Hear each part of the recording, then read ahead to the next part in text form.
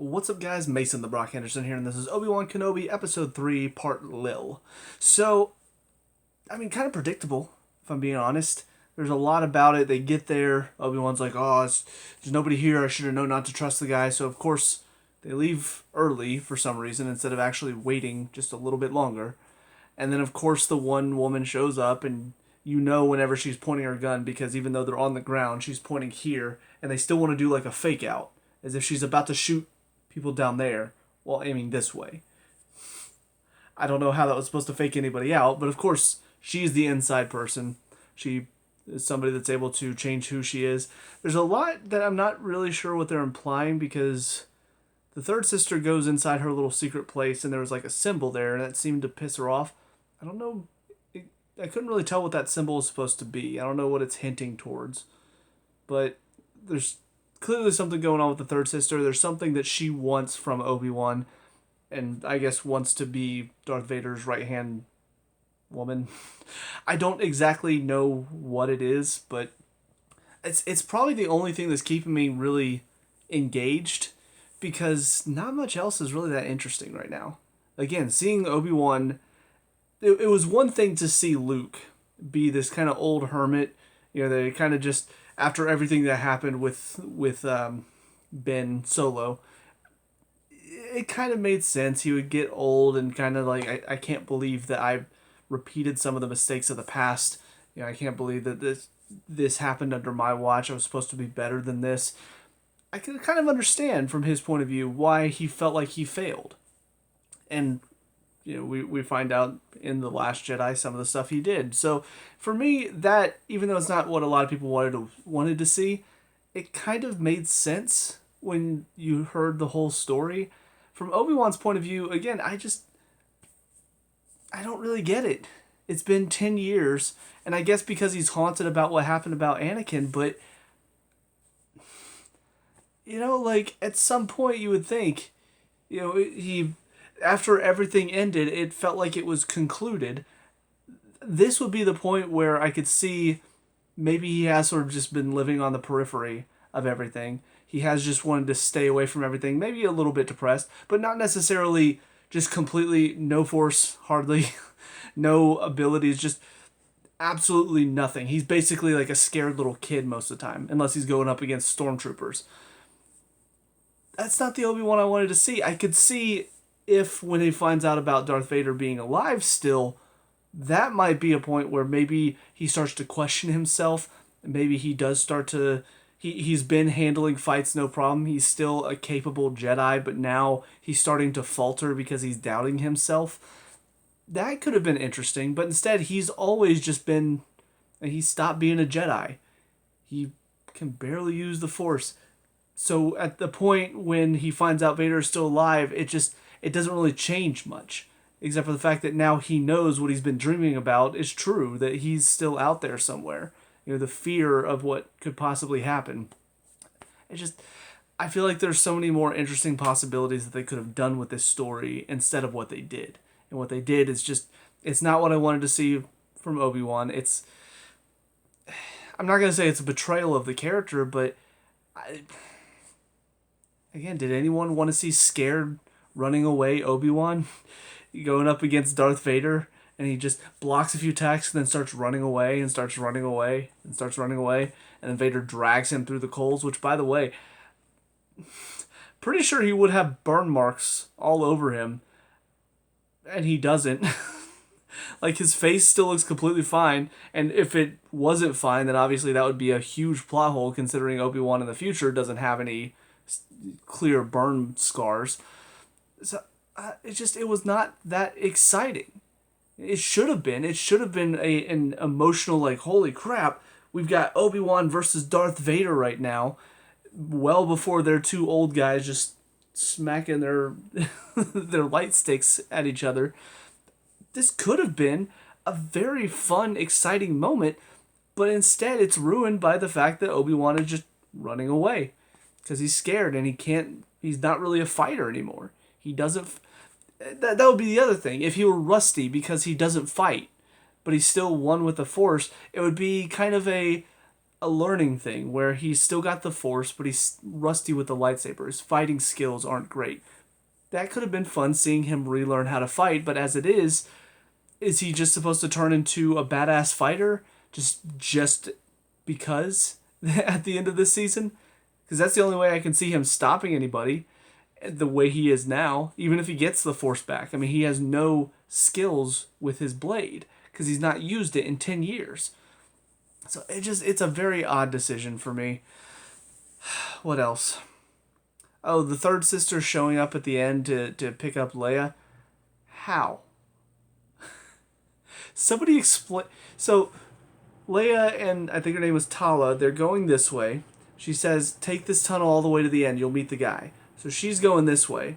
And then the third sister comes into that same tunnel. Ends up here. Without passing... Are there multiple... clearly there are multiple routes.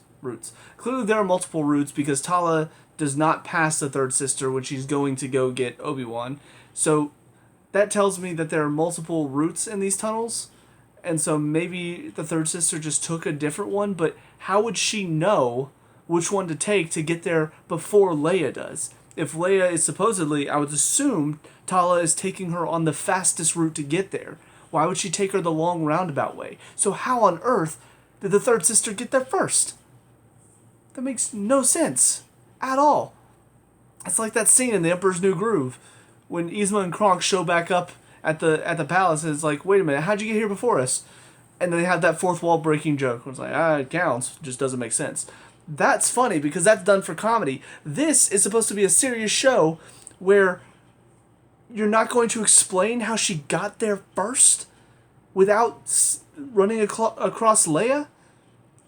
Does she know this planet well enough to know where all these tunnels go? Probably not. These are probably tunnels that only Tala knows about, I would assume. Unless there's something else going on here that I don't know about. Maybe they're going to explain that later. She did have that one reaction to the little symbol, so maybe she grew up on this planet. Maybe she does know these tunnels better than even Tala knows them somehow. I don't know. When that happened, because Leia shows up, she's like, oh, are you the one? And they weren't showing it. I'm thinking, okay, so it's the third sister. How? Leia's been in this tunnel for probably a good 10, 15 minutes more, and she's still beat her there. You're going to have to explain that one to me, show. You can't just sit here and go, oh, it's just because she's that good. She's that good. She beat the little girl to the exit, even though the little girl had a 10, 15 minute head start on her. She beat her. She's that good. It's like Batman. You don't always get explained how Batman does stuff. But yeah, because he's Batman and he's awesome. This is the third sister. I don't even hardly know her. All you've established about her so far is that she's whiny, she wants power, and she wants to do everything herself. And everybody looks down on her because apparently she grew up in the gutter. That's all I really know. You've not established that much about her character. Honestly, she's kind of annoying, if anything, because she comes off as very cocky and arrogant, like she's fully in control when clearly she's not. Anyways, all that being said, definitely have my issues. There are some things I'm interested in seeing more of. So we'll just see. I mean, the season is not very long, so if I end up not having a good time with it, at least I didn't have to suffer for too long.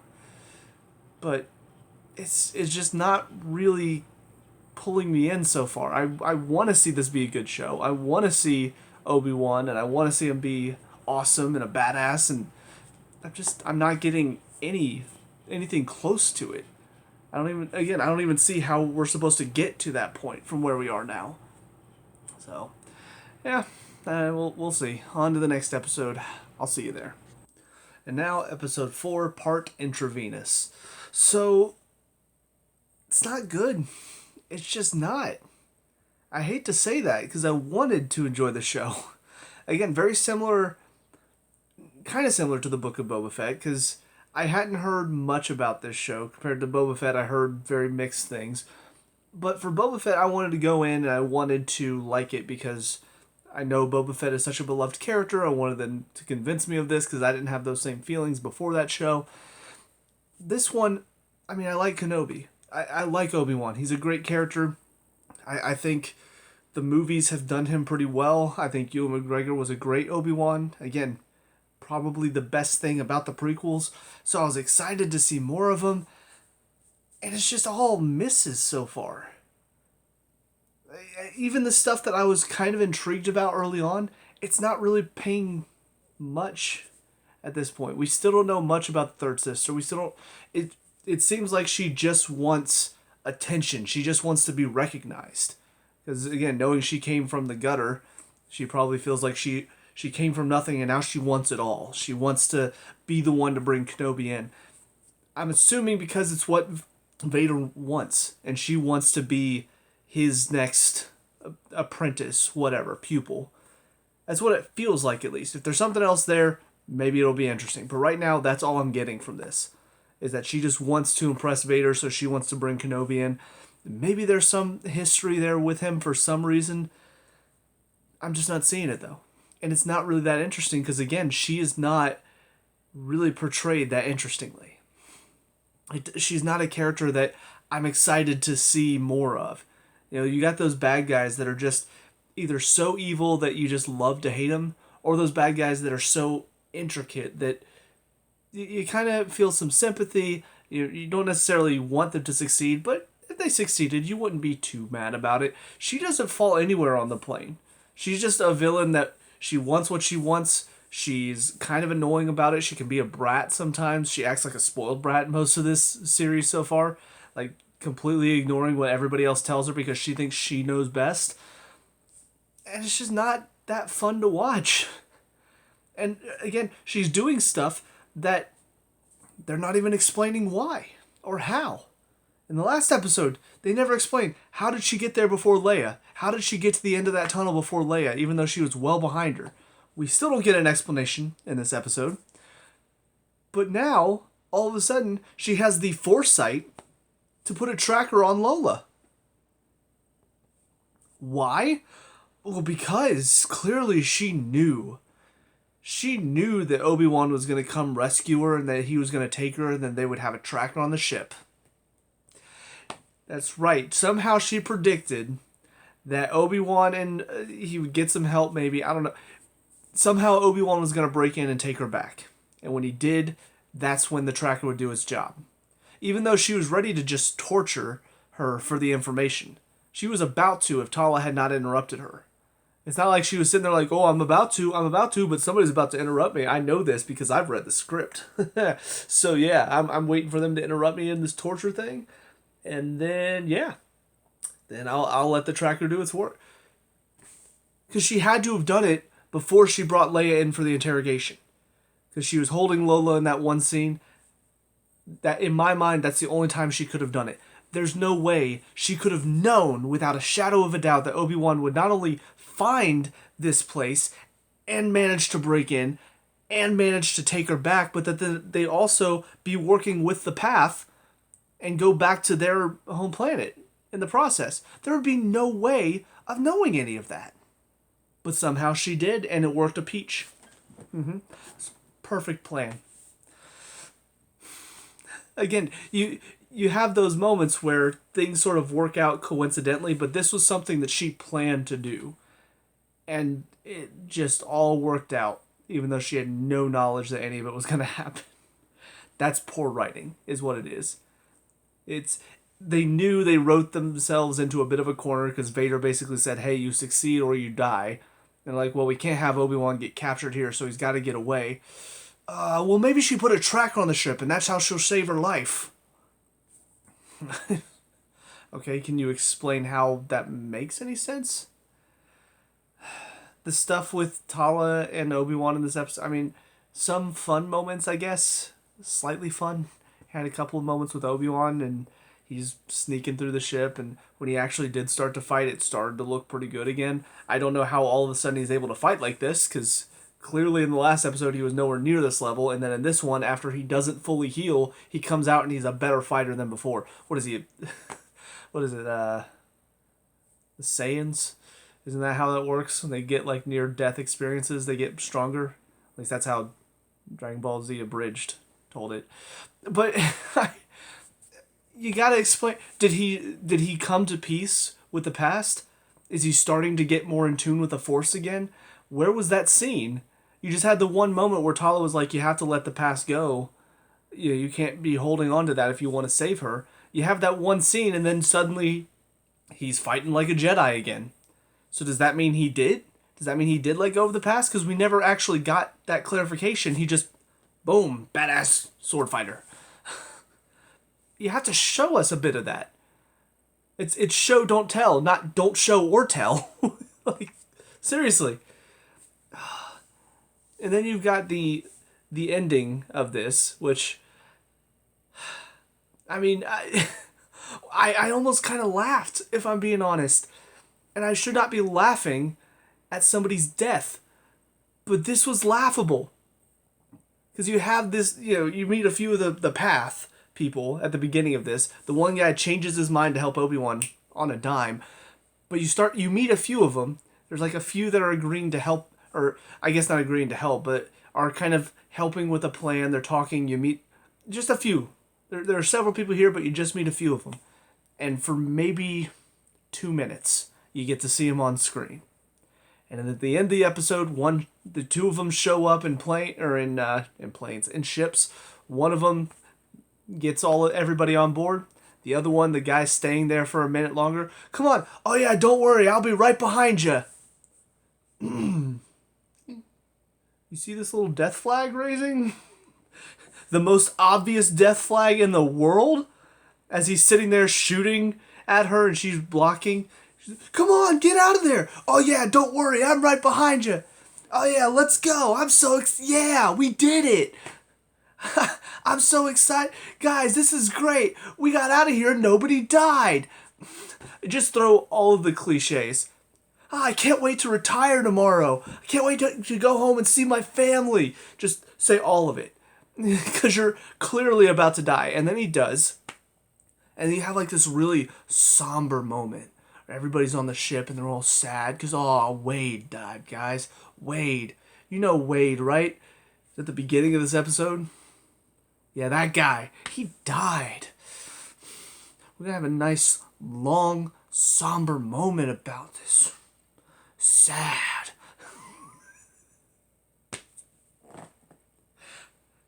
What? What?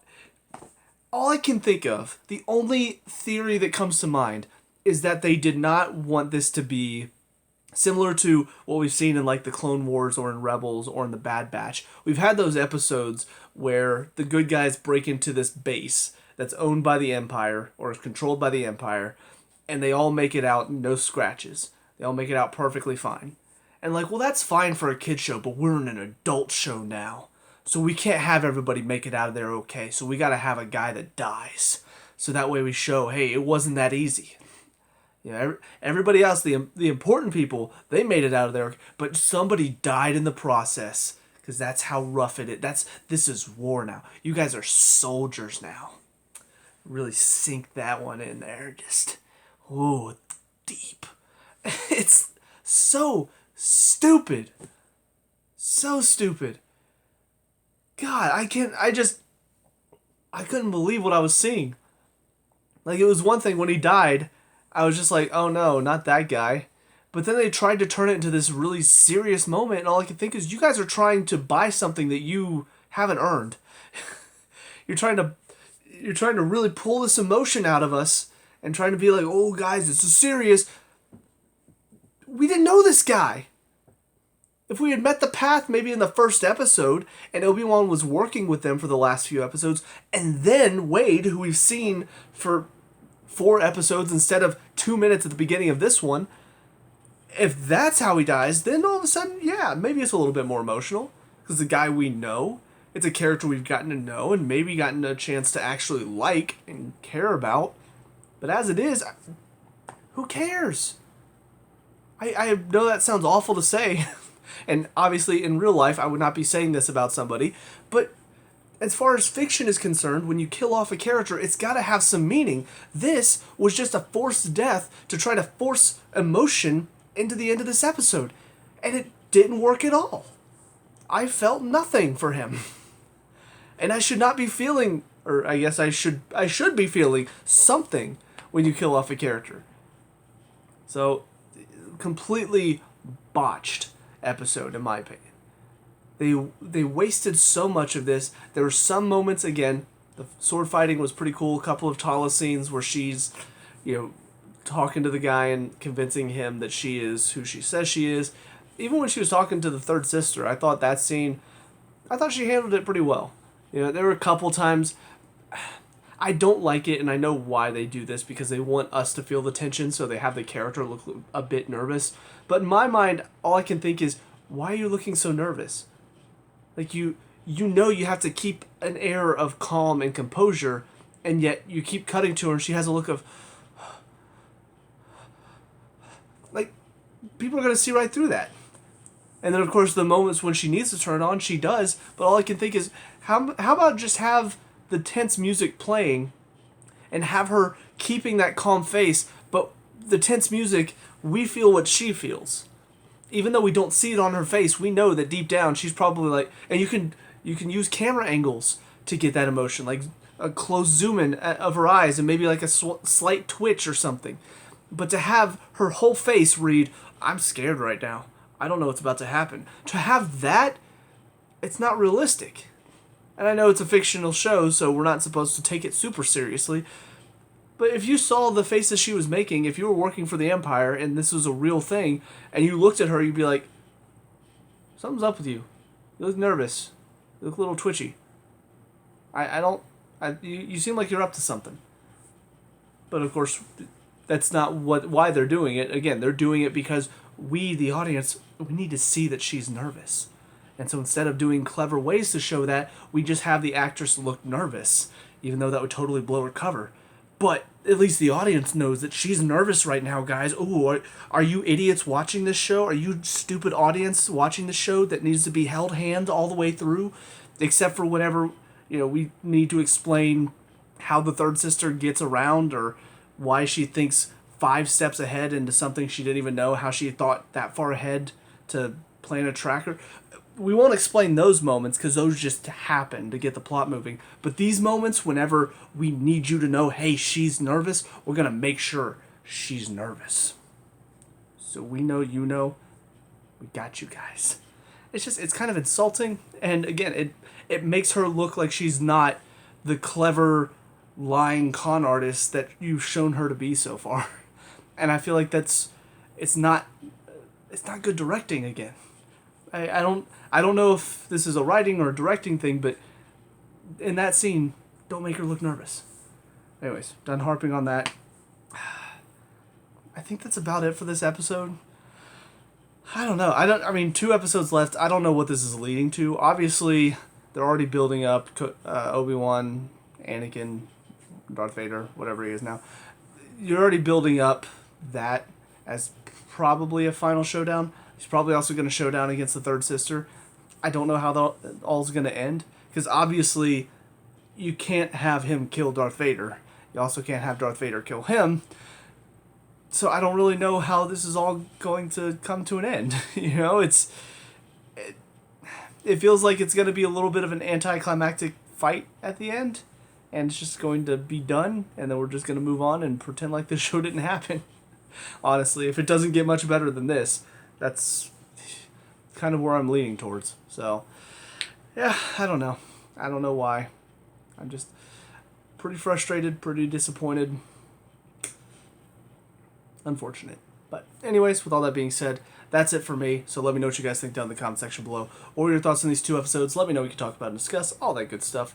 Leave a like and subscribe for future Obi-Wan Kenobi reviews. And I'll see you guys at the last review, maybe ever, of this show. I don't know. We'll see if they get a season 2. Peace out.